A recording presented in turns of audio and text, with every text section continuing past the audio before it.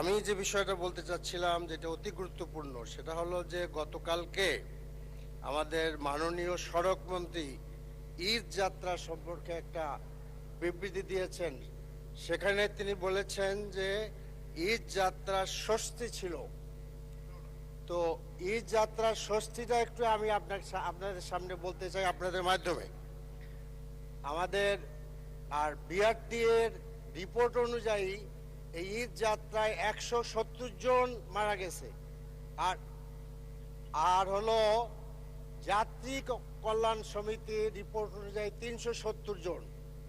এরপরে আমরা দেখলাম যে দৌলতদিয়া একটা আস্ত বাস পানির নিচে চলে গেল। এখন আমাদের সড়ক মন্ত্রী, মাননীয় সড়ক মন্ত্রী বললেন যে ষষ্ঠী যাত্রা ছিল। তখন আমার প্রশ্ন হলো যে আর কত লোক মারা গেলে তিনি অস্বস্তি বোধ করবেন? এবং মাননীয় স্পিকার, আরো কথা আছে।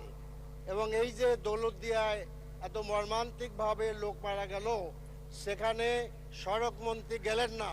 মাননীয় সদস্য, দয়া করে পরে আপনি একটা নোটিশ প্রদান করতে পারেন বিধি অনুসারে। মৃত্যুবরণ যারা করেছে তাদেরকে মাত্র 25,000 টাকা, জীবনের মূল্য ধরা হলো 25,000 টাকা, আর আহতের জন্য 15,000 টাকা। মাননীয় সদস্য, আপনি একটা কয়েক সেকেন্ড আপনি নোটিশ প্রদান করতে পারেন, তারপরে আমরা বিবেচনা করব। অসংখ্য ধন্যবাদ মাননীয় সদস্য। কয়েক সেকেন্ড আমি চাচ্ছি। এখন আমার প্রশ্ন হলো যে এইরকম একটি কন্ট্রাক্টরি উনি বিবৃতি দিলেন, কারণ সড়ক মন্ত্রী কি এ ব্যাপারে আমরা যে ওয়েস্টমিনিস্টার ফলো করি, ব্রিটেন হইলে তো তিনি পদত্যাগ করতেন। তিনি এরকম করে চিন্তা করবেন কিনা? তিনি কোন চিন্তা করবেন কিনা? মাননীয় সদস্য, আপনাকে ধন্যবাদ।